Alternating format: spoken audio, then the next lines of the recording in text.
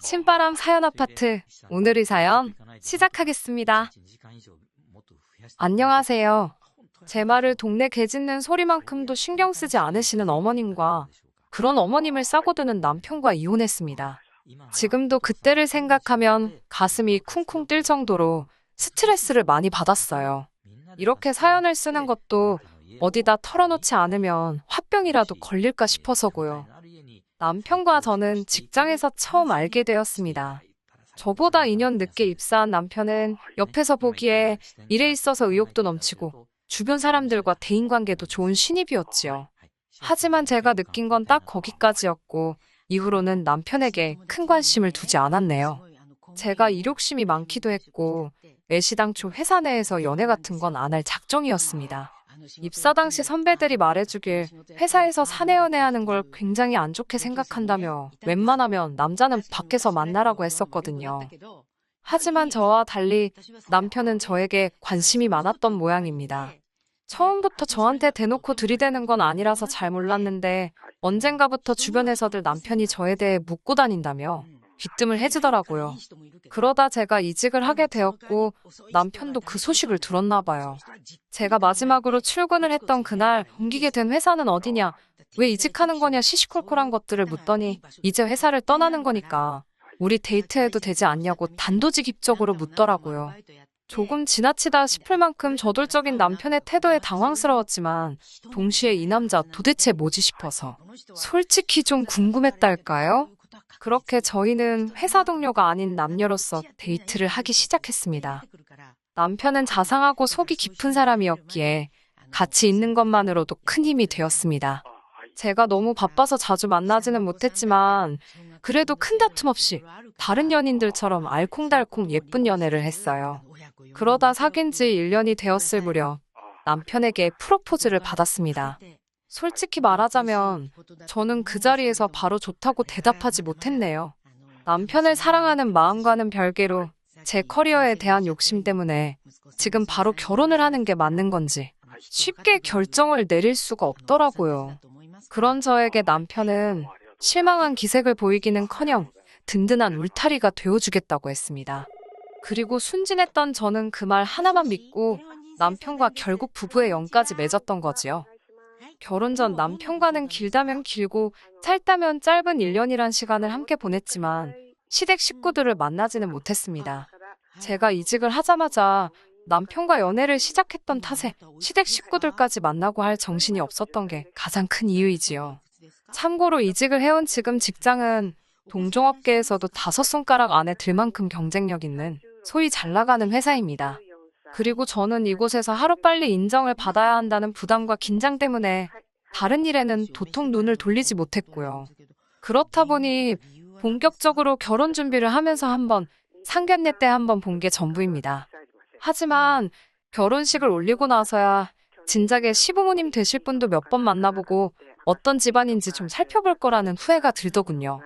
저희 시댁은 제가 주변에서 보고 들은 시댁들과는 아예 차원이 달랐으니까요. 돌이켜 생각해보면 상견례 때도 어머님은 그렇게 가족 간의 협동과 화합, 공동체 정신 뭐 그런 것들을 강조하셨습니다. 그러면서 저더러 무슨 고부 갈등이네 시누이지 시네모네 그런 말도 안 되는 이야기들은 걱정하지도 신경 쓰지도 말라고 하시더군요. 이어서 말씀하시기를 시댁 식구들은 사촌들까지 포함해서 그렇게들 서로 우애가 좋답니다. 실제로 남편에게는 결혼한 사촌 형제들이 있었는데 그 배우자들끼리도 그렇게 사이가 좋다며 자매가 따로 없다고 하시대요. 솔직히 하나부터 열까지 어머님이 하시는 말을 다 믿은 건 아니지만 그래도 어머님께서 워낙 자신만만해 하셨고 어머님 옆에 앉은 남편도 진짜고 사실이라며 추임새를 넣어대는 걸 보곤 다들 서로서로 사이가 좋긴 좋은가 보다 싶더라고요. 신혼여행에서 돌아온 날이었습니다. 시부모님께 인사를 드리러 시댁에 들렸는데 어머님 아버님과 시누는 물론이고 시이모님 내외, 시숙부 내외 그리고 그분들의 자식들 죄다 모여있더라고요. 며칠 전에 결혼식에서 이미 다 인사드렸는데 왜 또 이렇게 모인 건가 싶었고 그때 어머님께서 오늘은 정말 행복한 날이라며 말문을 여셨습니다. 뭐 온갖 미사역으로 가득한 서론을 한 5분쯤 들었을까. 피곤하고 도무지 하시고자 하는 말씀이 뭔지 알 수가 없어서 답답하던 그때 어머님께서 개모임 이야기를 꺼내셨습니다. 어머님께서 말씀하신 개모임이란 매달 한 사람당 20만 원씩 걷어서 가족 간에 돈이 필요한 사람이 있으면 융통할 수 있도록 도와주기도 하고 그러는 거라 하셨지만 굳이 왜 가족 간에 금전거래를 해야 하는지 싶더라고요. 제가 만약에 돈이 필요하지 않은 사람은 안 해도 되는 거냐고 물었습니다. 그러자 어머님께선 그건 참 이기적인 거라며 말이 개모임이지 가족 회비 같은 거라고 생각하면 된답니다. 실제로 그 돈으로 가족끼리 모여 외식도 하고 여행도 다니고 그런다고요. 남편에게 이런 모임이 있다고 왜 말하지 않았냐 물으니 자기는 다른 집들도 다 이런 줄 알았답니다. 그러면서 나가보면 알겠지만 맛있는 거 먹고 놀고 쉬다 오는 거라고 진짜 재밌다대요. 하지만 제가 직접 겪어본 이 모임은 정말 거지 같았습니다. 일단 외식이 아닙니다. 어머님과 이모님께서 특히나 이 인원수가 다 나가서 사 먹으면 돈이 얼마냐며 늘 해먹기를 고집하셨는데 알고 보니 그게 저하고 사촌동서들한테 만들라는 이야기더라고요. 처음 그 일을 당한 건 시이모님 댁에서 있었던 모임에서입니다. 당연히 어디 고깃집이나 가겠거니 했는데 차로 1시간을 달려 도착한 곳이 시이모님 댁이었으니 이렇게 말해서 좀 그렇지만 20평도 안 되는 아파트에 열댓 명의 성인이 모인 상황이었습니다. 어찌나 갑갑하고 여름이었던지라 에어컨을 틀었는데도 훅훅 찌더라고요. 게다가 집이 작다 보니 부엌이라고 해봤자 음식을 조리할 공간도 마땅치가 않았는데 그럼에도 불구하고 어머님과 시이모님께서는 음식을 해먹자고 조금만 고생하면 같은 돈으로 훨씬 맛있게 먹을 수 있다면서요. 그러더니 저와 사촌동서들에게 장을 봐오라 하셨습니다. 황당했지요. 그뿐만 아니라 어머님께선 며느리 솜씨 좀 보자며 실력 발휘를 해보라 하시는 게 아니겠어요. 저는 솔직하게 말씀드렸습니다. 간단한 음식, 후라이라던가 김치찌개 정도밖에 못한다고요. 그러자 어머님께서는 가족들 모아놓고 꼴랑 그런 거나 먹자는 거냐며 시집 오면서 음식하는 것도 안 배웠냐고 사람들 앞에서 저를 나무라셨습니다. 그리고는 어쩔 수 없다는 듯 음식은 사촌동서들이 할 것이니 저에겐 설거지나 하라시대요. 어이없이 욕을 먹은 것도 서러웠지만 제가 알기로는 모두가 똑같이 20만 원씩 냈는데 왜 일하는 사람 따로 먹고 노는 사람 따로인지 납득할 수가 없었지요. 이런 모임이 두어 번 더 반복되었을 땐 더는 참을 수가 없었습니다. 매번 패턴이 사촌동서들이 음식을 하고 저 혼자 10명도 넘는 인원이 먹어치운 그릇을 정리하는 시기였는데 진짜 너무 열받더라고요. 가뜩이나 내키지도 않는 모임인데 어거지로 끌려와 일만 한다고 생각해보세요. 참다 못한 제가 사촌동서들에게 이런 상황에 불만이 없느냐고 슬그머니 물었습니다. 두 사람이 보인 반응은 정말이지 뜻밖이었어요. 저더러 왜 그렇게 심사가 뒤틀렸냐는 식으로 저를 마치 이상한 사람 보듯이 했으니까요. 뿐만 아니라 오히려 이렇게 가족들끼리 자주 보고 하면 친해져서 좋지 않냐고 되묻기까지 했고요. 도무지 말이 통하지 않겠다 싶어서 대충 얼버무리고 대화를 끝냈습니다. 사촌동서들하고 힘을 합쳐 어떻게 집안 분위기 좀 바꿔볼랬더니 그것도 사이즈가 안 나오더군요. 이후로 3주가 채 지나지 않아 다시 모임이 잡혔고 저는 남편에게 도저히 더는 못 참겠다 했습니다. 남편은 어쩔 셈이냐 물었고 저는 원하면 당신 혼자서 다녀오라고 했어요. 나는 회사 일도 바쁘고 친정부모님 만나기도 힘든데 한 달에 한두 번은 꼭 시댁 식구들하고 어울려야 한다니 너무 스트레스라고 솔직히 털어놓았지요. 그러자 남편도 일단 알겠다며 남편이 정확히 어머님께 어떻게 전달을 했는지는 모르겠습니다만 그날 밤 어머님께서 장문에 문자를 보내셨더라고요. 제가 지금 목숨 바쳐 충성할 곳이 회사인지 시댁인지 잘 판단하라고 현명하게 처신하라는 어이가 없었지만 몰아 대꾸한들 욕이나 먹겠다 싶어서 적당히 알겠다고 둘러댔습니다. 이후로 한동안은 평화로운 시간이었어요. 회사 일은 여전히 미친 듯이 많고 바빴지만 적어도 주말 하루는 늘어지게 잘 수 있었으니 살겠더라고요. 그 와중에도 남편은 걸핏하면 같이 안 갈 거냐 물어왔고 저는 저대로 생돈 20만 원이 나가는 게 너무 아까웠지만 이 정도는 감수해야겠다고 생각했달까요. 하지만 그 행복은 오래가지 못했습니다. 사건의 시작은 재택근무예요. 얼마 전부터 회사의 몇몇 부서가 재택근무화 되었는데 제가 소속된 부서도 그중 하나였지요. 제가 재택근무를 하게 되었다는 소식은 금세 어머님께도 들어갔던 모양입니다. 어머님께서 전에 없이 들뜬 목소리로 연락을 해오셨는데 연신 잘 됐다고 그러시더라고요. 그리고 어머님이 그토록 좋아하셨던 이유를 알게 되기까지는 오랜 시간이 걸리지 않았습니다. 제가 재택근무를 시작한 이후로 어머님께선 하루가 멀다 하고 연락을 해오셨고 걸핏하면 여기 가자 저기 가자 시댁에 오라가라. 참다 못한 제가 재택근무도 근무라고 말씀을 드렸지만 어머님은 어쨌든 집에 있는 거 아니냐며 뭐가 문제냐는 식이셨어요. 혹시 어머님께서 재택근무가 뭔지 모르시나 싶어서 저는 재택근무가 뭐고 어떻게 돌아가는 건지 조근조근 설명을 해드렸습니다만 어머님께선 그런 어려운 소리 당신은 못 알아듣겠답니다.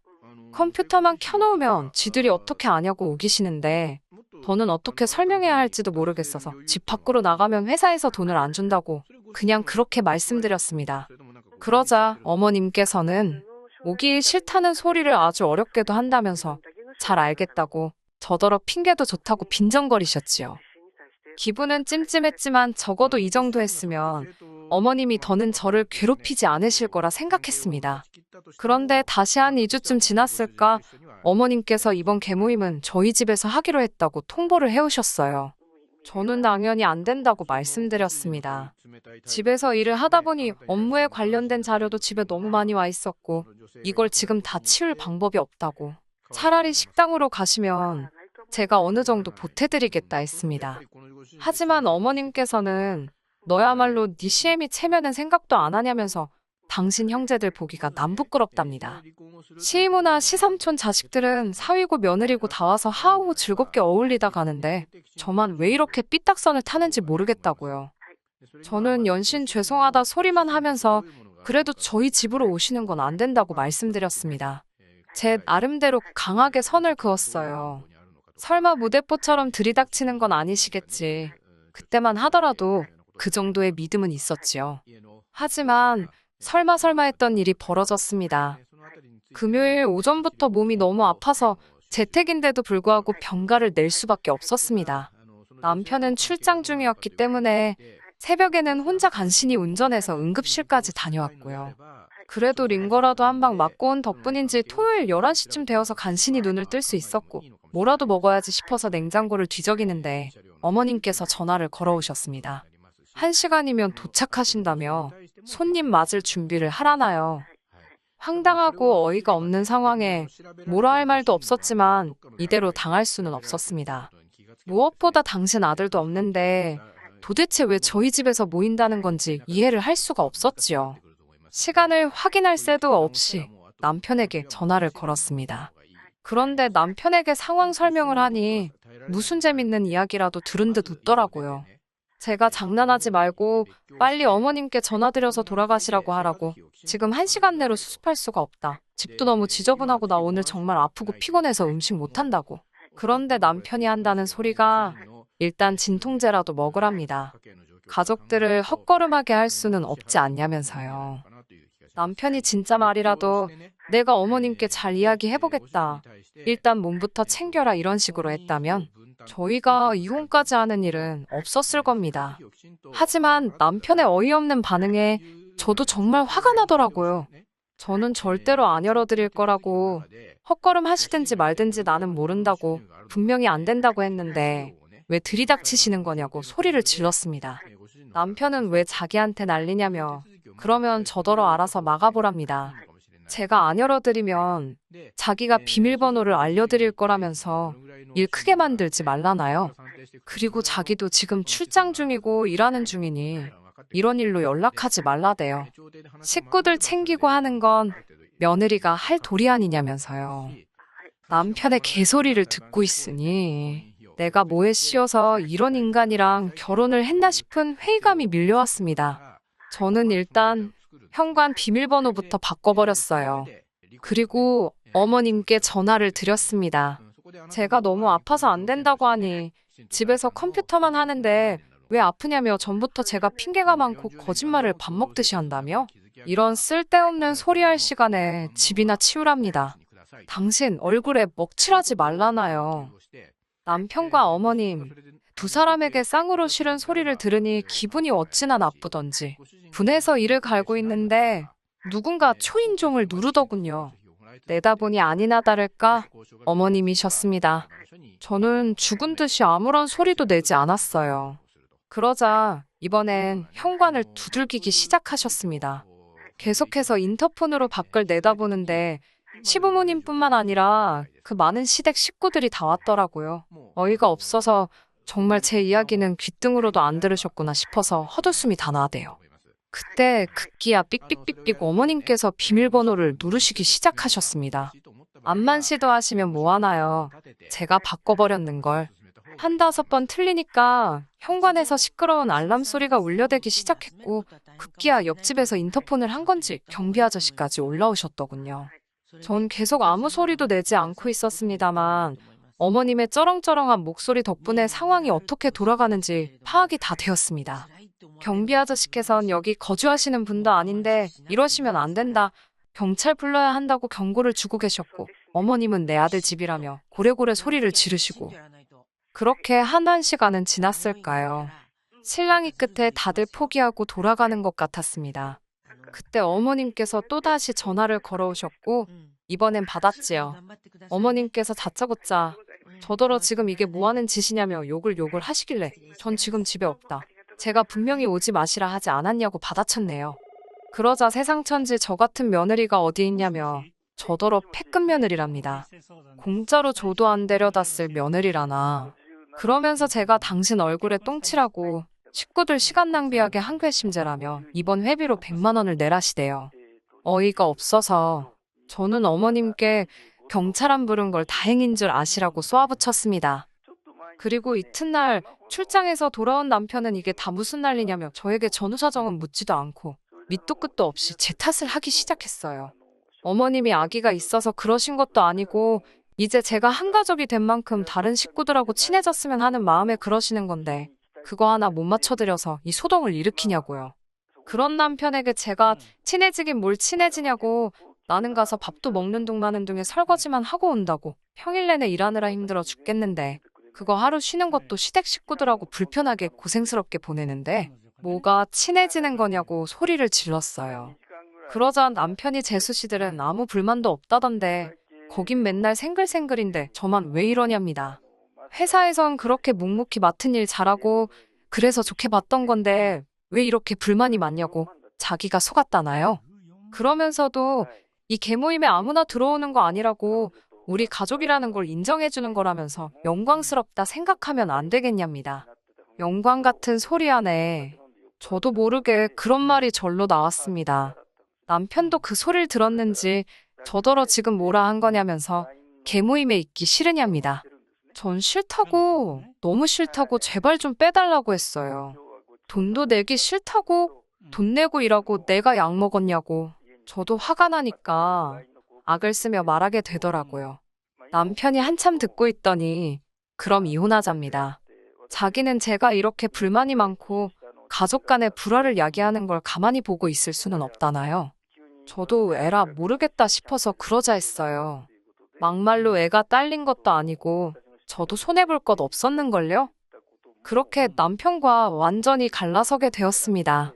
막상 결정을 내리고 나니까 그 다음부터는 그냥 시간이 걸려서 그렇지 어려울 건 없더라고요. 짜증나고 성가신 과정이 있긴 했지만 어거지로 뜯겼던 그놈의 갯돈도 받아냈어요. 어이없던 건 이혼하고 나서 동서들한테 연락을 받았는데요. 한다는 소리가 좋겠다며 부럽답니다.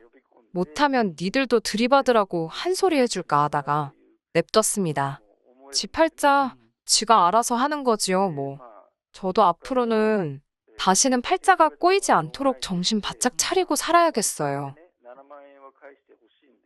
끝까지 들어주셔서 감사합니다. 오늘의 사연은 여기까지입니다. 구독과 좋아요, 알람 설정 부탁드리고 더 좋은 사연으로 다시 찾아뵙겠습니다. 감사합니다. 신바람 사연 아파트 오늘의 사연 시작하겠습니다. 안녕하세요. 결혼한 지 2년 만에 염치 없고 뻔뻔한 남편과 이혼한 30대 여성입니다. 결혼할 때만 해도 가진 건 없어도 착하고 성실한 줄 알았고 그거 하나 믿고 결혼했는데 염치까지 없을 줄은 생각도 못했습니다. 거두절미하고 제가 남편과 이혼을 결심하게 된 본격적인 사연만 말씀드릴게요. 공부에 취미가 없었던 저는 고등학교 시절부터 혼자서 네일아트를 배웠습니다. 처음에는 인터넷을 보고 배우다가 나중에는 학원을 다니면서 본격적으로 기술을 익혔어요. 부모님은 당연히 제가 대학에 가길 원하셨지만 어차피 공부에는 흥미가 없었기에 괜히 대학 졸업장 하나 받자고 돈 낭비, 시간 낭비를 하기 싫었습니다. 친정 부모님과 몇 번의 말다툼이 있기는 했지만 결국 제 의견을 받아들여 주셨어요. 그렇게 고등학교를 졸업한 후에 바로 네일아트 가게에서 일을 시작했습니다. 나이가 어리다 보니 때로는 제대로 정당한 보수를 받지 못하는 경우도 있었지만 이것도 다 뼈가 되고 살이 되는 인생 경험이다 생각하면서 열심히 일했습니다. 그렇게 7년 정도 지나니까 돈도 어느 정도 모이더라고요. 그래서 친정 부모님과 상의 끝에 독립을 하기로 결정했습니다. 당시 친정은 경기도였고 제가 일하는 곳은 서울이었기 때문에 출퇴근에도 상당한 시간과 체력이 소모되었기 때문이었어요. 독립을 하기로 하면서 저는 서울 중심부에 위치한 신축 빌라나 오피스텔을 위주로 알아보기 시작했어요. 하지만 값이 만만치 않더라고요. 직업과 담보가 부실하다 보니 대출도 제가 생각한 만큼 나오지 않겠더라고요. 집에 대한 고민과 스트레스로 괴로워하고 있을 때 친정 어머니께서 그러지 말고 오래된 아파트라도 매매를 하라고 하시더라고요. 사실 저희 친정 부모님은 결혼하실 때 아무 도움도 받지 못하셔서 정말 힘들게 시작하셨다고 들었습니다. 지하방에서 시작해 서울에 있는 아파트를 장만하시는데 딱 8년 걸리셨다고 해요. 그리고 그 아파트를 시작으로 점점 넓은 평수로 옮기실 수 있었고 지금은 노후까지 걱정 없으실 만큼 경제적 여유를 만들어 놓으신 상황입니다. 그래서 저는 친정 어머니가 부동산에 대해서 좋은 감을 가지고 있다고 믿거든요. 그런데 그런 어머니께서 저에게 집을 사라고 하시니 제가 싫다고 할 이유가 없었습니다. 다만 제가 가진 돈이 충분하지 않아서 어머니에게 약간의 도움을 받아야만 했어요. 그리고 사는 아파트를 담보로 대출도 많이 받았고요. 이 사실을 안 주변에서는 뭐하러 오래된 아파트를 그 돈 주고 사냐며 뭐라고 하기도 했고 이제 아파트 값이 떨어질 건데 괜한 짓이라며 걱정도 해줬습니다. 그런데 몇 년 사이에 이렇게 상황이 역전되리라곤 저조차 상상하지 못했습니다. 재건축 가능성이 입소문을 타면서 집값은 제가 살 때보다 3배 가까이 올랐네요.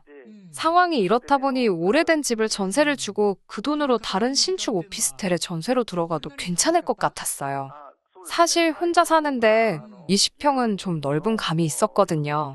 그래서 아파트를 전세로 돌리고 저는 가게 근처에 있는 오피스텔에 전세로 들어갔습니다. 그리고 지금의 남편을 만나게 되었어요.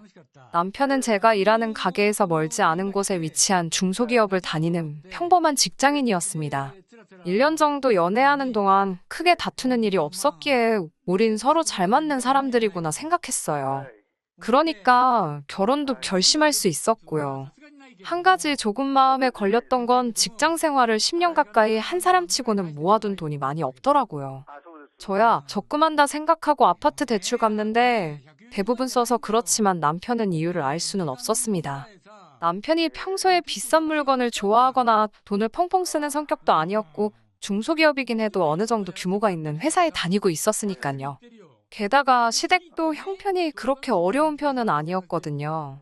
그래도 뭐 제가 집이 있으니까 당장 목돈 들어갈 일은 없었기 때문에 크게 신경 쓰지는 않았습니다. 돈이야 앞으로 같이 살면서 모으면 되지라고 생각했어요. 결혼을 하게 되면서 원래 가지고 있던 아파트에 전세 사는 사람을 내보내고 신혼집으로 수잔이 별로 내키지가 않더라고요. 신혼이니까 아무래도 깨끗한 새 집에서 살고 싶었습니다. 그래서 그 아파트를 팔고 새로 아파트를 사는 쪽으로 결정을 했어요. 문제는 아파트를 팔아서 목돈이 생기긴 했지만 새 아파트를 사는데 충분하지는 않더라고요. 그래서 또 대출을 받아야만 했습니다. 솔직히 시댁에서 좀 보태주시면 좋겠다 생각했는데 전혀 그럴 눈치가 아니더라고요. 남편도 시댁에 물어볼 생각도 없는 것 같았어요. 친정 부모님도 그냥 대출받아서 같이 갚으면서 살면 된다고 시어른들께 부담드리지 말라고 하셨고요. 그렇게 30평대 신축 아파트로 들어가게 되었습니다. 명의는 물론 제 명의로 했어요. 대출이야 같이 갚을 거긴 해도 대부분의 돈이 제가 판 아파트에서 나왔으니까 당연한 일이잖아요. 집을 제가 해결했으니까 혼수는 남편이 모아둔 돈으로 하게 되었어요. 하지만 말씀드린 대로 모아둔 돈이 많지가 않으니 선택지가 많지는 않더라고요. 제가 사고 싶었던 가전제품이나 가구들 모두 저렴한 라인으로 바꿔야 했어요. 가능하면 최신 모델이나 취향에 맞는 것들로 신혼집을 채우고 싶었는데 남편은 그런 건 다 돈 낭비라면서 저를 말려서 어쩔 수 없었습니다. 그렇게 신혼집을 채우고 얼마 지난 후 시부모님과 신우를 초대해 집들이를 했어요. 아무래도 새 아파트다 보니 단지 내 조경도 예쁘게 잘 다듬어져 있었고 피트니스 센터랑 수영장, 미니 골프장 같은 시설들도 다 있었습니다. 시부모님은 아파트 단지부터 집 내부까지 살펴보시면서 이게 우리 아들 집이라며 연신 기뻐하시더라고요. 신우도 집이 너무 예쁘다면서 이런 집에 살고 싶다는 소리를 몇 번이고 하더라고요. 그 이후로 한두 달쯤 지났을 때였어요. 시모가 원래 먼저 전화를 잘하는 일이 없는데 전화를 하셨더라고요. 그러더니 다짜고짜 아파트가 지금 누구 명의로 되어 있냐고 물으시더군요. 제가 제 명의로 되어 있다고 하니까 왜 자기 아들 이름이 빠져 있냐는 거예요. 그래서 남편은 이 집 살 때 보탠 게 하나도 없다고 말씀드렸죠. 그러자 그럼 대출은 남았냐고 물으시더라고요. 무슨 속내인가 싶어서 일단 대출 2억 정도 남았다고 말씀드렸어요. 잠깐 멈칫하시는 것 같더니 그럼 그 2억 우리가 갚아줄 테니 네 남편 이름도 올리라고 하시더군요. 2억을 해주실 능력이 되시면 혼수할 때 좀 도와주시지 이제 와서 왜 이러시나 싶어서 일단은 생각해볼게요 라고 대답을 했어요. 본능적으로 시모가 좋은 의도로 저러는 건 아닌 것 같았으니까요. 바로 친정 어머니께 전화를 걸어 방금 있었던 일을 말씀드리니 친정 어머니가 깜짝 놀라시면서 절대로 그렇게 해주면 안 된다고 신신당부를 하셨습니다. 그러더니 다시 안 되겠다며 당장 만나자고 하시더라고요. 친정 어머니는 그 길로 저를 데리고 은행에 가셨고 은행에서 친정 어머니의 아파트를 담보로 대출을 받아 제 대출을 갚아주셨습니다. 대신 저에게 차용증을 쓰고 아파트 대출 갚듯이 이자와 함께 친정 어머니께 돈을 갚으라고 하셨고요. 제가 이렇게 복잡하게 할 필요가 있나 싶었지만 지금 생각해보면 그렇게 해놓기를 천만다행이었습니다. 다음 날 시모한테서 전화가 또 걸려왔어요. 그러더니 생각해봤냐고 물으시더라고요. 그래서 제가 모르겠다는데 몰려 어머님 하고 여춘이 2억 줄 테니까 공동명의하라고 하시는 거예요. 그래서 어머님 저 그 2억 이제 필요 없어요. 대출 다 갚았어요라고 대답했습니다. 그러자 전화기 너머로 당황한 듯한 시모의 모습이 보이는 것 같았어요. 그러더니 그럼 그냥 2억 받아서 네가 가지고 있든지 쓰든지 마음대로 하고 우리 아들만 공동명의로 일단 올려달라고 하시는 거예요. 그래서 제가 저 그 2억이 필요가 없는데 왜 자꾸 주시려고 하냐고 그러니 어른이 준다고 하면 감사합니다 하고 받으면 그만이지. 왜 이렇게 튕기냐고 하시대요. 제가 웃으면서 공동명의 조건 안 거시고 그냥 주시면 감사합니다 하고 받을게요라고 하자 저더러 넌 계산도 못하냐면서 황당하다고 짜증을 내시고는 그냥 끊으셨어요. 그렇게 또 시간이 흘렀습니다. 그 사이에 가족 모임이나 명절 때 시모가 저를 보기만 하면 공동명의 이야기를 꺼내긴 했지만 제가 그때마다 조건 없이 그 돈 주세요라며 능청을 떨었더니 나중에는 말씀 안 하시더라고요. 사실 공동명의 해주라는 말 때문에 이혼을 생각한 적은 한 번도 없습니다. 아들 가진 엄마로서 욕심이 나서 저러시나 싶었을 뿐이에요. 아무튼 진짜 저희가 이혼하게 된 건 어떻게 보면 신우랑 시모 때문이에요. 남편에게는 5살 어린 여동생이 있는데 얼굴은 이쁘장하게 생겼어요. 그런데 외모 가꾸는 것 말고는 아무것도 관심이 없고 맨날 남자가 바뀌더라고요. 신우지만 한심하게 보이기도 하고 저런 여자는 어떤 남자한테 시집가게 되려나 궁금하기도 하고 그래서 늘 지켜보고 있었어요. 그런데 얼마 전 시어머니 생신 때문에 모인 자리에서 신우가 폭탄 선언을 했습니다. 신우가 자기 임신 3개월째라면서 결혼할 거라고 하는 거예요. 저도 깜짝 놀랐는데 시부모님은 당연히 기절초풍하셨습니다. 갈비가 코로 들어가는지 입으로 들어가는지도 모를 식사 자리가 끝나고 집에 돌아왔는데 남편도 안색이 안 좋더라고요. 사실 제가 신우를 싫어하는 것도 아니었고 남편의 여동생인데 당연히 걱정이 되더라고요. 그래서 나중에 조카가 태어나면 잘해줘야겠다 생각하고 있었어요. 사실 시모는 저희 부부에게 왜 애를 안 갖냐고 늘 성화였는데 제가 아무래도 일에 대한 욕심이 있다 보니 좀 미루고 있었거든요.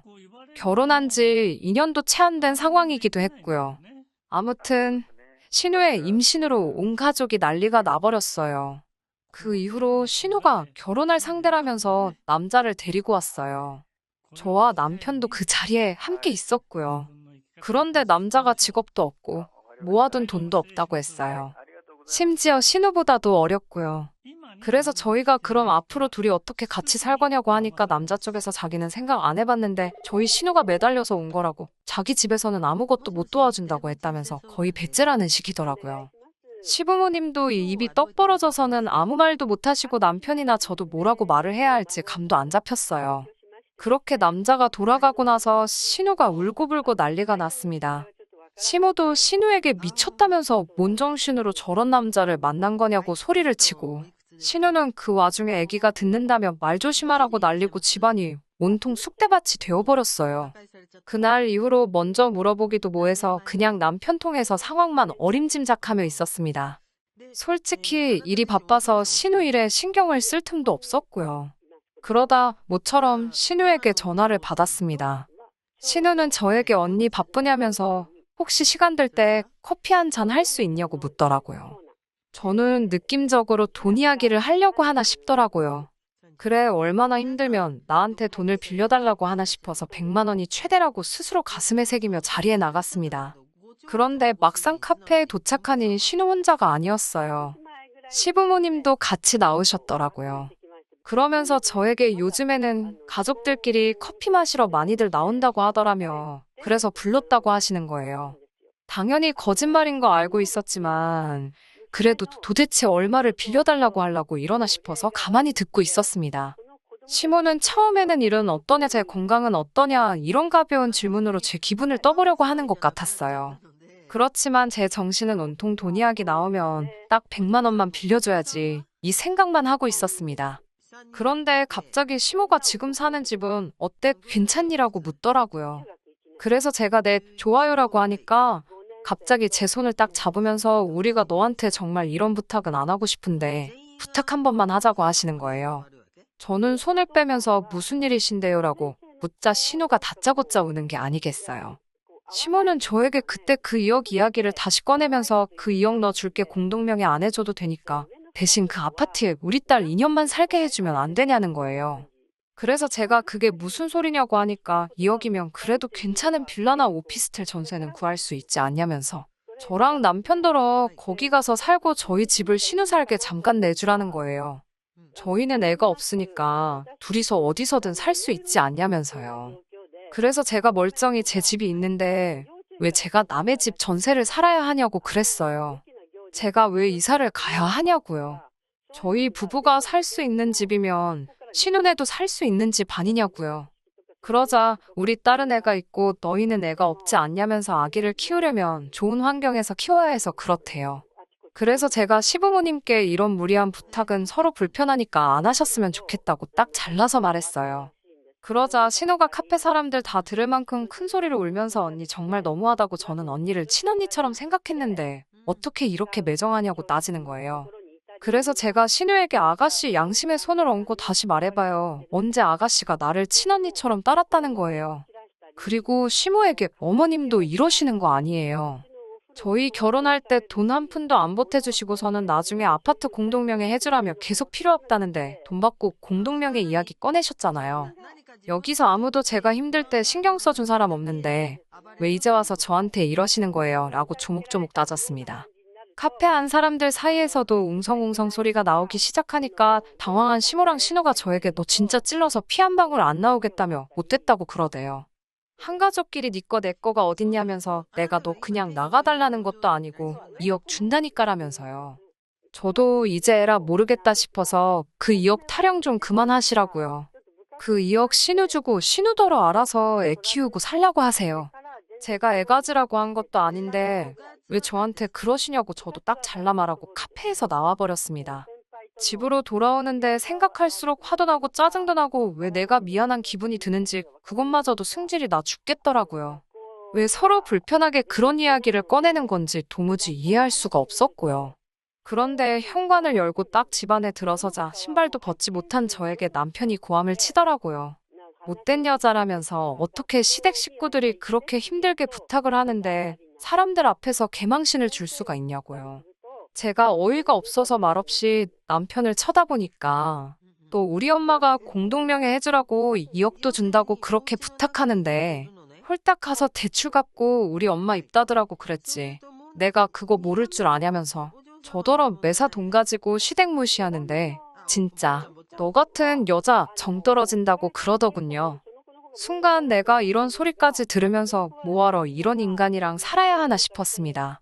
그래서 제가 남편에게 당신도 그렇고 당신 가족들도 그렇고 나한테 불만이 엄청 많은가 본데 그럼 당신 나가서 당신 엄마 아빠랑 살아 잘난 그 여동생이랑 뱃속에 있는 조카 끌어안고 네가 다 먹여 살리면서 살라고 받아쳤어요. 그러니까 남편이 그래도 잘못했다는 소리를 안 한다며 저를 죽일 듯이 노려보더라고요. 저도 지지 않고 치려고 그럼 한번 쳐봐 어떻게 되나 보자고 똑같이 노려봤습니다. 남편은 저에게 자기가 다 알아봤다면서 같이 사는 아파트는 부부 공동재산이라 절반은 자기 거라는 거예요. 제가 그 말을 듣는데 어찌나 어이가 없던지요. 저렇게 뭣도 모르고 경제적 개념도 없으니 모아둔 돈이 그것밖에 없었지 싶대요. 그래서 그래 가서 잘 알아보고 능력되면 절반 가져가봐라고 비아냥거리며 안방으로 들어갔어요. 지도 승질이 나서 밖으로 나갔는지 현관문이 쾅 닫히는 소리가 나더라고요. 이때만 해도 이혼까지는 아니어도 저 성질머리 내가 뜯어 고쳐놓고 만다는 생각이 들어서 현관 비밀번호를 바꿔버렸습니다. 그리고 이튿날이 되었는데도 남편이 들어오질 않더라고요. 솔직히 남편이니까 처음에는 좀 걱정이 되었는데 이걸 내가 받아줬다간 평생 제 팔자 제가 꼬게 생겼더라고요. 그런데 3일째가 되니까 이제 정말 이혼해야겠다 싶었어요. 딱 느낌에 재산 어떻게든 뜯어가려고 변호사 알아보고 다니는구나 싶었으니까요. 아니나 다를까 4일째로 넘어가는 날 남편에게 전화가 오더니 이쯤 했으면 저더러 굽히고 들어오래요. 자기가 다 이해하겠다면서요. 어이가 없어서 뭐라고 떠드나 듣고 있으니까 그냥 딱 1년만 여동생네 들어와서 살게 하고 우리는 시댁에 잠깐 들어가서 살면 되지 않냐며 이야기며 공동명예며 없던 이야기로 하자고 자기가 시부모님한테도 잘 말씀드려놨다는 거예요. 제가 그래서 뜨신 밥 먹고 헛소리 하지 말고 집에 와서 이혼 서류에 사인이나 하라니까 저더러 넌 끝까지 여자가 굽히는 법이 없다면서 사인한다고 대신 너는 재산 분할이나 해줄 준비하라고 그러더군요. 그래서 제가 재산 분할 같은 소리 집어치우고 거지 같은 네 살림살이나 가져가라고 했습니다. 그리고 만나기로 한 날 혹시나 저한테 해코지라도 하면 어쩌나 싶어서 사람들 많이 오가는 대형 카페로 불러내서 서류를 들이밀었습니다. 그때만 해도 남편은 진짜 제가 서류를 준비해 올지는 몰랐나 봐요. 황당하다는 듯 저를 쳐다보더니 한다 해 하면서 사인을 하더군요. 그 순간 제 기분은 다 끝났다, 홀가분하다로 표현하면 될 것 같아요. 저는 남편에게 변호사 잘 알아보라고 그래서 가져갈 수 있는 건 다 가져가 보라고 그랬어요. 저희가 결혼해서도 공동생활비를 제외하고는 각자 관리했기 때문에 확신하는데 남편이 가져갈 몫은 하나도 없거든요. 철진한 가구랑 가전제품은 저도 가지고 있기 싫어서 트럭 불러서 다 시댁으로 보내줬고요. 이혼 후 남편에게 2번 정도 전화가 왔었어요. 저 같은 여자를 놓친 건 자기 일생일 때 실수라면서 한 번만 용서해주면 시댁 식구들과는 연 끊고 저만 보고 살겠다며 애걸복걸이었어요. 하지만 한 번 속은 것도 분한데 또 속을 일이 있나요? 저는 됐으니까 가서 잘 먹고 잘 살고 가족들이랑 행복하게 지내라고 했어요. 남편과 살던 집은 처분하고 그 돈으로 다시 작은 아파트 하나를 사서 지금은 제 취향대로 꾸며놓고 살고 있습니다. 남은 돈으로는 재테크를 하려고 요즘 알아보는 중이에요. 지금쯤 신우는 아이는 낳았을까 집은 구했나 아주 가끔 스치듯 생각은 나지만 제 알바는 아니네요. 지금까지 제 이야기를 들어주셔서 정말 감사하고요. 좋은 하루 되세요. 끝까지 들어주셔서 감사합니다. 오늘의 사연은 여기까지입니다. 구독과 좋아요, 알람 설정 부탁드리고 더 좋은 사연으로 다시 찾아뵙겠습니다. 감사합니다. 신바람 사연 아파트 오늘의 사연 시작하겠습니다. 안녕하세요. 결혼한 지 6개월도 되지 않은 20대 후반의 여성입니다. 정말이지. 제가 이 시점에 이런 사연을 쓰게 될 줄은 정말 상상도 못했어요. 남편과 헤어지기로 했거든요. 시어머니 때문에 말이지요. 세상에 저보다 힘든 사람도 물론 많이 있겠지만 적어도 제 주변에서 저보다 불쌍한 사람은 없는 것 같습니다. 저는 친정 부모님이 안 계시거든요. 먼저 저희 아버지는 제가 10살이 되기도 전에 세상을 떠나셨습니다. 술, 담배도 안 하시고 운동을 좋아하시던 건강하신 분이셨는데 어느 날 갑자기 교통사고로 돌아가셨답니다. 워낙에 두 분 사이가 좋으셨던지라 주변에서들 많이 안타까워 하셨다고 들었어요. 저는 너무 어렸기에 아버지에 대한 기억도 두 분이 얼마나 다정하셨는지도 잘 떠오르지 않지만 몇 장 남아있지 않은 어린 시절 사진들을 보면 조금은 알 것 같기도 하더군요. 그나마 아버지가 돌아가신 이후에 한동안 친가에서 이따금씩 생활비에 보태쓰라고 얼마씩 보내주셨다는 이야기를 어머니로부터 들었습니다. 하지만 그 액수가 넉넉지는 않았던 걸로 알아요. 그래서인지 제 기억 속에 어머니는 한시도 쉬지 않고 일을 하셨어요. 낮에는 인근 아파트의 관리사무실에서 격리 일을 보셨고 퇴근 후에는 바로 인근 고깃집에 가셔서 아르바이트도 하셨거든요. 어쩌다 한 번씩 퇴근길에 떡볶이를 사오시곤 했는데 지금까지 그것보다 맛있는 떡볶이는 먹어보질 못했네요. 자식이라면 누구나 자기 부모가 제일 안쓰럽겠지요. 저도 그렇습니다. 지금도 이따금씩 어머니 입가의 잔주름이나 손등에 튀어나온 힘줄 등을 떠올리면 가슴이 먹먹해져요. 이제는 그나마 그 손 한번 마음껏 만져볼 수도 없으니 더 그런 것 같기도 합니다. 저희 어머니는 제가 21살, 대학교 2학년이 되던 무렵 세상을 떠나셨어요. 갑작스레 어머니까지 돌아가신 뒤 저는 알지 못했던 3억이라는 유산과 저와 어머니가 살던 작은 빌라를 물려받게 되었습니다. 그렇게 지독하게 살던 어머니의 인생을 생각하면 턱없이 부족한 것 같으면서도 너무나 큰 돈이었어요. 살아생전 저희 모녀가 그렇게 힘들 때는 연락 한번 쉽게 닿지 않던 친척들이 다들 어디선가 나타나서 악어의 눈물을 흘리더라고요. 어머니가 돌아가신 뒤 1년 동안은 정말이지 이 험한 세상을 배우며 조용한 싸움닭이 되었습니다. 어머니가 남겨주신 유산을 조금씩 쓰면서 살다가 어느 날 갑자기 스스로 한심하게 느껴지더라고요. 그때부터 죽기 살기로 공부에 매달렸던 것 같아요. 어디 가서 돈을 버는 것보다는 장학금을 받는 게 낫겠다 싶었거든요. 그럼 졸업하고 나서 취직이라도 잘할 수 있지 않을까 싶어서. 덕분에 대학교 3학년, 4학년은 거의 전액 장학금을 받고 학교를 다닐 수 있었고 우수한 성적으로 졸업했어요. 졸업한 지 4개월 만에 대기업에 들어갔고요. 불행 중 다행으로 목표한 것들은 대부분 이루었기 때문에 열심히 공부한 것에 대한 후회는 없어요. 한 가지 아쉬운 건 대부분의 시간을 오로지 공부에 쏟다 보니 소위 대학 생활이란 걸 제대로 누려보지 못했다는 거예요. 당연히 연애도 제대로 못 해봤어요. 회사 생활을 시작하고 얼마 지나지 않아 명문대를 졸업한 뒤 가까운 친구들과 IT 회사를 창업했다는 지금의 남편과 소개팅을 하게 되었습니다. 사실 저는 여고, 여대를 다녔고 소개팅은 처음이었습니다. 그래서 많이 떨리고 긴장되었는데 남편이 너무 분위기를 잘 이끌어 주더라고요. 사람 분위기 자체도 밝았고 무엇보다 잘 웃는 사람이었어요. 그래서인지 같이 있는 동안 시간 가는 줄 모르겠던걸요. 몇 년 동안 크게 웃을 일이 없었는데 모처럼 즐거운 시간을 보냈습니다. 남편은 그 이후로도 저에게 영화 보자, 밥 먹자며 계속해서 데이트 신청을 해왔어요.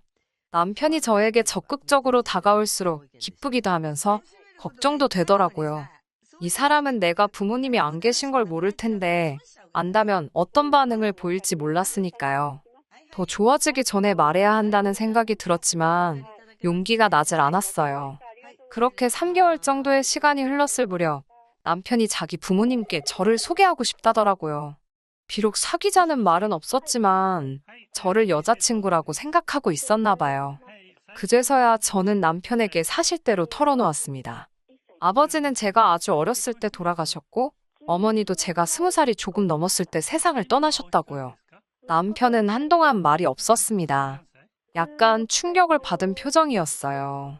그러더니 저에게 고생이 많았겠다며 제 손을 잡아주더라고요. 그러면서 남편은 자기는 그런 거 신경 쓰지 않는다면서 걱정하지 말라더군요. 그 이후로 남편과 저는 1년 정도를 더 만났습니다. 남편은 저와 연애를 시작할 때와는 달리 결혼만큼은 정식으로 프로포즈를 해왔고 저도 기쁜 마음으로 받아들였습니다. 하지만 막상 프로포즈를 승낙하고 나니 마음이 좋지만은 않더라고요. 비로소 현실적인 것들이 조금씩 눈에 들어오기 시작했다고 할까요? 시부모님 되실 분들이 제가 친정이 없다는 걸 아시면 어떤 반응을 보이실지가 가장 걱정이 되었지요. 남편은 그런 저를 조금이라도 안심시키고 싶었던 모양이에요. 하루는 남편이 자기 집안에 대해서 미리 설명을 좀 해주겠다며 말을 꺼내더라고요. 시부모님께서는 서울에서 2시간 이상 떨어진 지방에서 살고 계신다 했습니다. 원래 자기도 거기 살았었는데 서울에 있는 대학에 합격하면서 자기만 서울로 올라왔대요. 그 이후로 서울에 아예 자리를 잡게 되었고요. 시부모님은 얼마 전 은퇴를 하셨고 현재 따로 하시는 일은 없으시답니다. 연금이나 따로 노후 준비도 안 되어 있으시고요. 여기까지 듣고 제가 그럼 지금 어떻게 생활을 이어나가고 계시냐고 물었더니 그때그때 소일거리가 있으면 하시고 자기도 잘 모르겠다고 하더라고요. 그나마 남편이 돈을 벌기 시작한 이후로 한 달에 얼마씩 보내드리고 있다고도 했습니다. 정확한 액수는 말해주지 않았는데 저도 궁금하지 않아서 묻지도 않았고요. 솔직히 여기까지 듣고서 무슨 생각을 했냐면요. 차라리 잘 됐다 싶더라고요. 시댁이 너무 조건이 좋은 집이 아니라서 오히려 안심이 됐어요. 며칠 뒤 시부모님께 인사를 드리기 위해 시댁으로 향했습니다. 정확히 프로포즈를 받은 지 2주 만이었어요. 제가 마음고생을 어찌나 많이 했는지 살이 3kg이나 빠졌더라고요. 남편은 자기 부모님은 편견이 없으신 분들이라며 저에게 걱정하지 말라 했지만 자기 부모님을 객관적으로 볼 수 있는 자식이 몇이나 되겠어요? 솔직한 말로 막상 당일이 되자 가보면 알겠지, 부딪혀보면 알겠지. 반쯤은 자포자기한 심정이었지요. 고속버스를 타고 2시간이 걸려 시부모님이 사시는 동네에 도착했습니다. 거리도 멀고 날씨도 따뜻했기 때문에 남편의 안내를 받아 시댁 근처에서 가장 유명하다는 빵집에서 케이크를 사고 근처 과일가게에서 과일 바구니를 샀어요. 남편 말로는 전부 다 시부모님께서 제일 좋아하는 것들이라고 했습니다. 남편을 따라 도착한 곳은 10평 남짓이나 될까 싶은 작은 빌라였습니다. 남편이 독립하기 전까지는 그래도 아파트에서 세 식구가 살았는데 남편이 서울로 올라오면서 이리 이사하셨다고 하더군요. 자세히는 모르지만 특별히 일을 안 하시고도 생활이 가능하신 건 아파트를 파셨기 때문 아닐까 라고 혼자 조심스레 추측만 했네요. 잠깐 다른 생각을 하는 사이 어머님께서 문을 열어주셨습니다. 거실에 모여 앉자 남편이 제가 사온 거라며 케이크와 과일 바구니를 꺼내놓았습니다. 어머님이 이 동네 건 맛없는데 왜 여기서 샀냐며 남편에게 타박을 주시더라고요. 저한테 직접 뭐라고 하신 건 아니지만 좀 눈치가 보였어요. 어머님께선 아직 점심 준비가 덜 되었다며 잠깐만 기다리라고 하시고는 주방으로 향하셨습니다. 한 5분쯤 지났을까? 아버님께서 저더러가서 안 도와줄 거냐고 큰 목소리로 물으시더라고요. 순간 당황한 제가 누구를요? 라고 물었습니다. 그러자 주방 쪽에서 어머님이 아버님께 냅두라고 그것도 본인이 내켜야 하는 거지 뭘 하라 마라 시키냐고 한마디 하시더라고요. 제가 죄송하다며 자리에서 일어나려고 하자 어머님께선 옆구리 찔러 절박기라며 그냥 있으라 하셨습니다. 솔직히 차라리 가서 도와드리라고 말씀을 하시지 이런 식으로 무안을 주시는구나 싶더라고요. 남편도 깜짝 놀란 듯 두 분은 왜 그렇게 말씀을 하시냐면서 저더러 괜찮다고 가만히 있으라고 했습니다. 그러더니 본인이 뭐 도와드려야 하냐면서 주방으로 갔는데 어머님께서는 그런 남편에게 일주일 내내 일하다 내려왔을 텐데 괜찮다며 앉아서 쉬라고 했어요. 그제서야 이런 게 시집살이라는 걸 알았지요. 가만히 앉아서 눈치만 살피고 있자니 가시방석이 따로 없더군요. 다시 한번 제가 좀 도와드릴까요? 라고 여쭤보았습니다. 그러자 이번에는 국하고 밥을 좀 푸라고 하시더라고요. 시키신 대로 하나씩 조심해서 푸고 있는데 어느샌가 어머님이 옆으로 다가오셨습니다.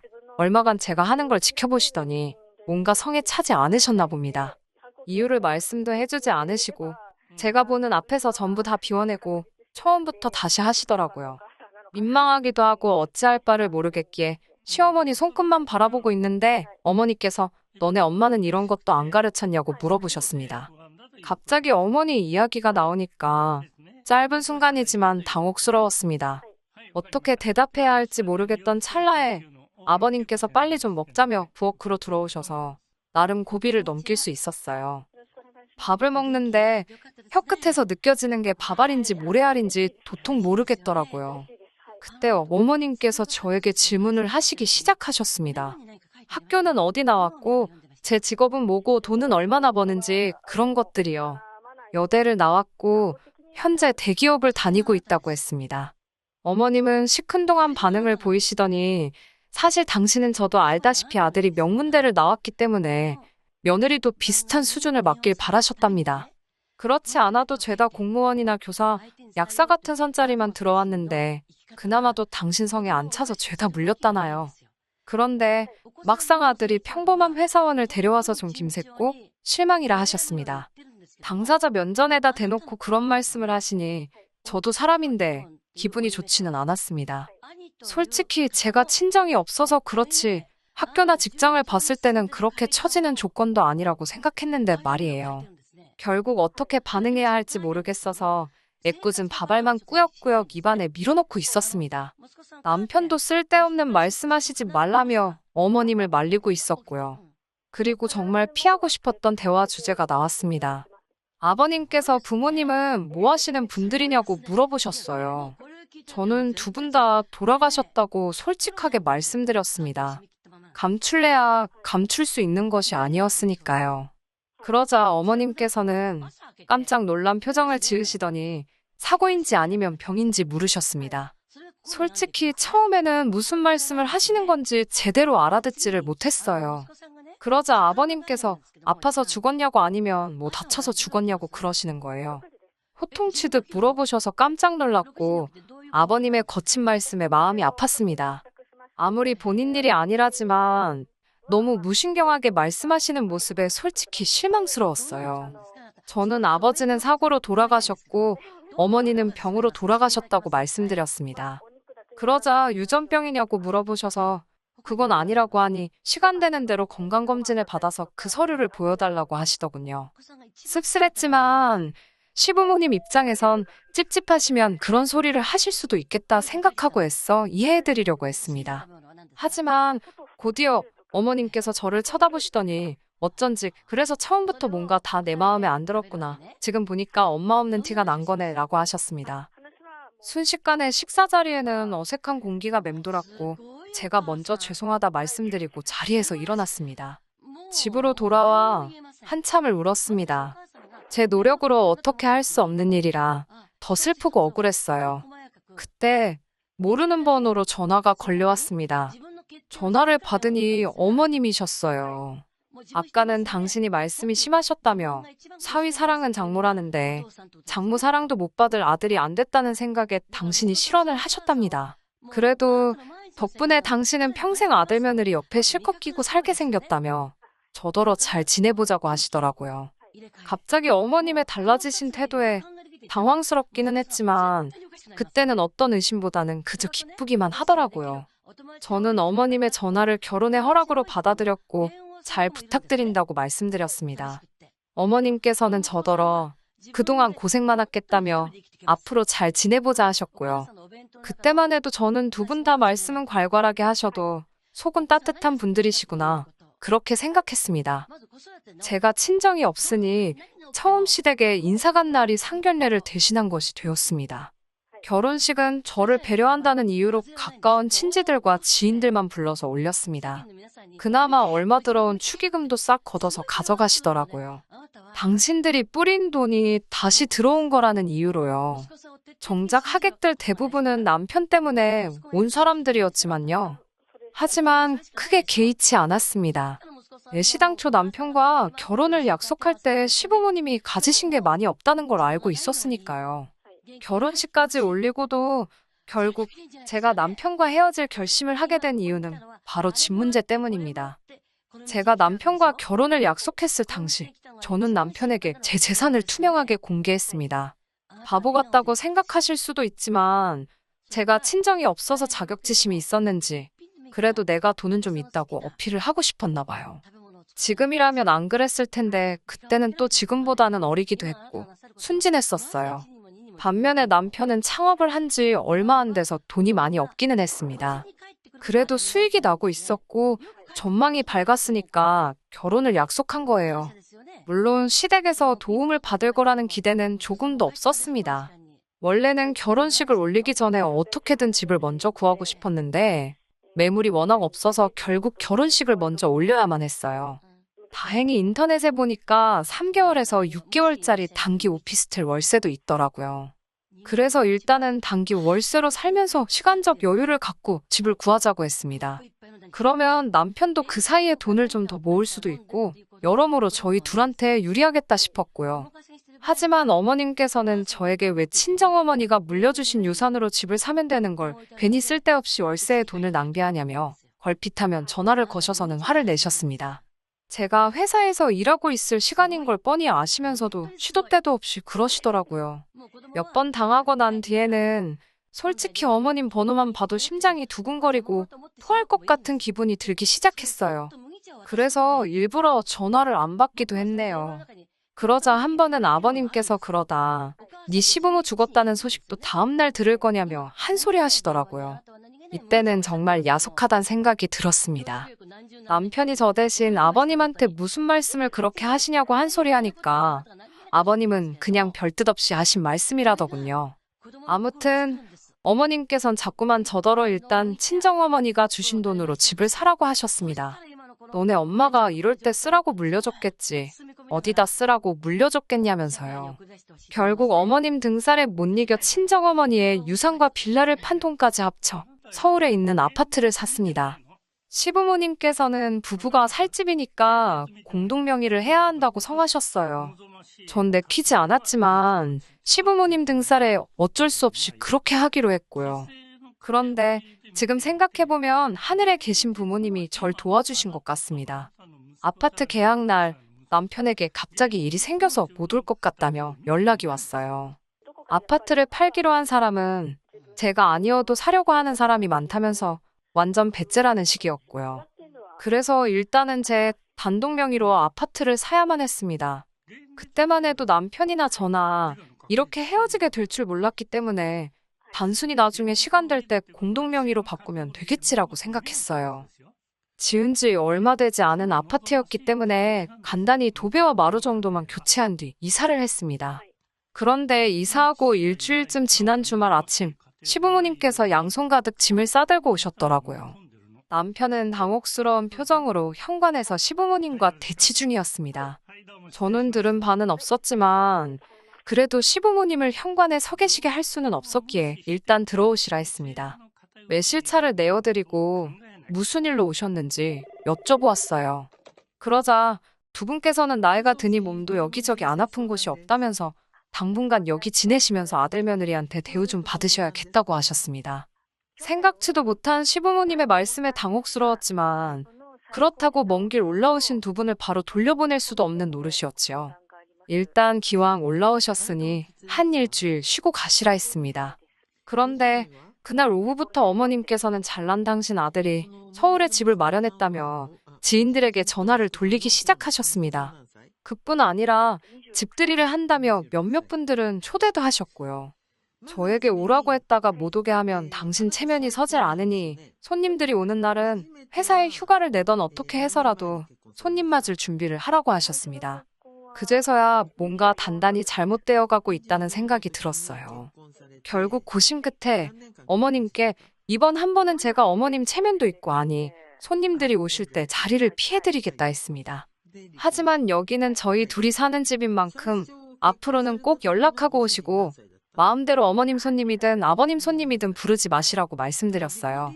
그러자 시부모님 두 분 다 당신들이 아들 집 오겠다는데 왜 며느리 허락이 필요한 거냐며 네가 뭔데 와도 된다 만다를 따지냐고 호통을 치셨습니다. 전 순간 이 두 분이 무슨 기억상실이라도 걸리셨나 싶었습니다. 이 집을 제 돈으로 샀다는 걸 그새 까먹기라도 하신 건가 싶었거든요. 그게 까먹어질 일인가 싶었고요. 아버님은 한술 더 떠서는 저는 부모가 없는데 남편은 시부모님이 계시니까 그게 셈이 나서 제가 부모 자식 연을 끊게 하려고 지금 이러는 거랍니다. 도대체 무슨 말씀을 하시는 건지 이해가 되질 않더라고요. 그래도 만약 예전처럼 남편이 변함없이 부모님 앞에서 제 편이 되어주고 제 입장을 대변해 주려고 노력했다면 설령 그 효과가 아주 작고 미비했을지라도 저는 참고 살았을 거예요. 하지만 다 잡은 물고기라고 생각해서였을까요? 남편의 태도는 결혼 전과는 너무 많이 달라져 있었습니다. 남편은 저에게 그거 집 사는데 돈 좀 보탰다고 나이 드신 시부모님한테 너무 드세게 군다면서 질린다고 하더라고요. 결혼한 지 겨우 6개월이었고 누가 봐도 시부모님이 저에게 무례한 말을 퍼붓고 계셨는데 남편에게 질린다는 소리나 듣고 있자니 이렇게 사는 게 맞나 싶었습니다. 그리고 아버님의 마지막 한마디가 제가 결정을 내리게 만드셨지요. 아버님께서는 저더러 친정이 없어서 찍소리도 못하고 고분고분할 줄 알았더니 그런 맛도 하나 없다면서 당신들 말 안 듣고 이 집안 샀으면 며느리 안 시켜주고 절 내쫓으려고 하셨답니다. 이런 모욕적인 언사를 듣고 있으니 정신이 확 들더라고요.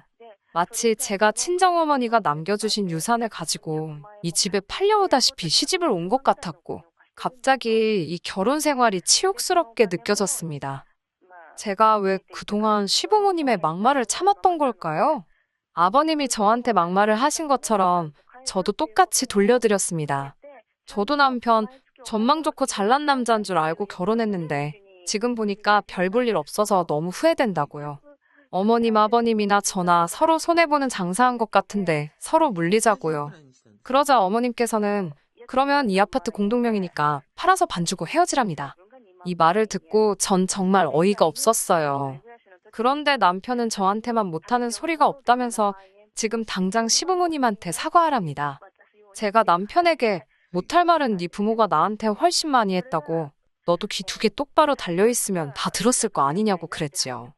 귀는 폼으로 달고 다니냐고요.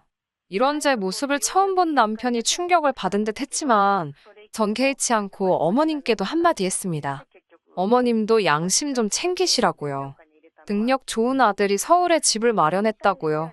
어머님, 아드님 지분은 이 집에 단 1%도 없습니다. 그리고 그놈의 명문대에서 1년에 몇 명씩 졸업하는지 알기나 하시냐고요. 제 말에 제대로 대답도 못하시고 몸만 부들부들 떠시던 어머님은 급기야 해서는 안 되는 말씀을 내뱉으셨습니다. 저더러 네 부모가 네 이러는 꼴 안 보려고 일찍 죽었나 보다고 그러셨어요. 그 말을 듣는 순간 정말이지 말 그대로 눈이 뒤집어지는 것 같았어요.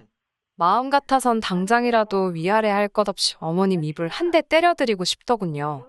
하지만 차마 그렇게는 할 수가 없어서 저도 악담 한마디 해드렸습니다. 어머님이 자꾸 이런 모습 보여주시면 어머님 아들도 어머님 이러는 꼴 안 보려고 일찍 죽을지도 모르겠다고요. 서로 결국 감정이 격해졌습니다.